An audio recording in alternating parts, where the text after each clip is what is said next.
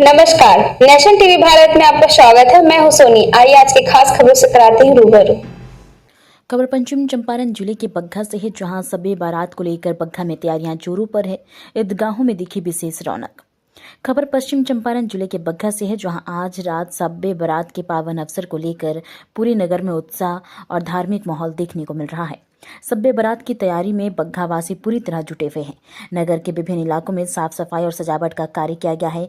खासकर ward number 24 Mastan टोला से स्थित ईदगाह में विशेष रौनक देखने को मिली, जहां मदरसा इस्लामिया खानकाह हजरत मस्तान शाह रहमतुल्लाह अलैह के तत्वाधान में कमेटी के सदस्यों और स्थानीय मोहल्ले वासियों द्वारा ईदगाह को आकर्षक ढंग से सजाया गया।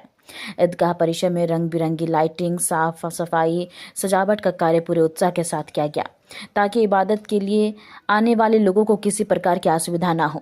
इसी कड़ी में पूरे बग्घा अनुमंडल क्षेत्र के विभिन्न ईदगाहों और मस्जिदों को भी सजाया गया है। शब बारात को लेकर बच्चों से लेकर बुजुर्गों तक में काफी उत्साह देखा जा रहा है। शब बारात ये इबादत की रात है, मग़फ़िरत की रात है।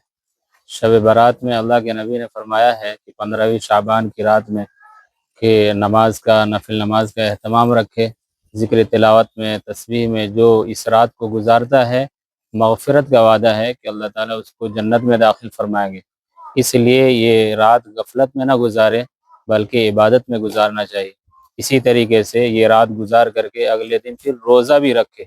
अल्लाह के नबी रोज़ा भी रखते थे, और रोज़ा जो रखेगा उसको भी सवाब मिलेगा। और इसमें एक रोज़ा रखना है, अल्लाह के नबी मुसलसल रोज़ा रखते थे अक्सर, और यहाँ तक कि रमज़ान का ये इस्तकबाल करते थे, रोज़ा रख करके कसरत से शाबान के महीने में, और रमज़ान का इस्तकबाल करते थे। इसलिए अगले दिन आदमी रोज़ा भी रखे। और बहुत सारी चीज़ें हैं खुराफात, उससे आदमी बचे। बहुत सारे बच्चे मस्जिद के अंदर जा कर के शोर मचाते हैं। उनसे भी दरख्वास्त है कि ये नौजवान मस्जिद में जा कर के मस्जिद का अदब एहतराम करें, शोर ना मचाएं, बल्कि इबादत करें, तस्बीह पढ़ें, तिलावत करें। इसी तरीके से इस मौके पर बहुत सारे लोग पटाखे छोड़ते हैं, उनसे भी दरख्वास्त है कि इससे बाज रहें। ये शोर शगब का रात नहीं है, बल्कि इबादत की रात है। इबादत में ही वक्त गुजारें। बिस्मिल्लाहिर्रहमानिर्रहीम। शब बारात का माना होता है छुटकारे की रात, नजात की रात। हक़ ताला शानहू अम्मान वालहू ने ऐसे बहुत से मौक़े और बहुत सी घड़ियाँ रखी हैं जिसमें बंदों की मग़फ़िरत होती रहती है। अल्लाह तबारक व तआला की तरफ से रहम और करम और मग़फ़िरत की आंधियाँ चलती हैं, जिसमें बंदों की मग़फ़िरत होती है।